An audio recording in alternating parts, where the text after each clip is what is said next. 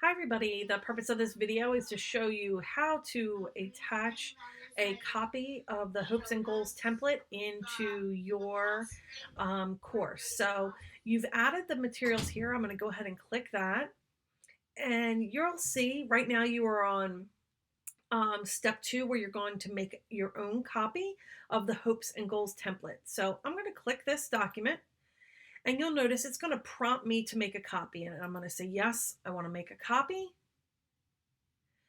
And now I have a copy that's in my Google Drive.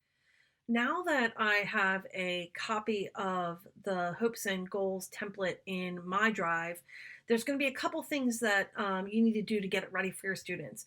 First thing I would do is you want to remove the word template. You maybe want to put in your last name, your room number, something like that. And I would get rid of copy of. And then you have 3 templates to choose from.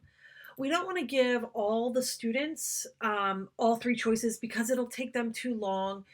They already have the opportunity to individualize this through their hope and dream as well as their image or picture. So I want you to pick which template you want to use with your students. So you've got the cloud, you've got the corkboard, and then you've got the chalkboard. So let's say you want to use this corkboard one. What you're going to do is you are going to right click on the ones you do not want to use, and you are going to hit the word delete. And then once you do that, it's going to save just the template that you want your students to work on. And that is how you are going to get this all ready for your students. So you made a copy and you figured out which one you want the students to do, and you gave it a name that's personalized to your class. I hope this video was helpful, and I look forward to doing the next step with you. Thanks.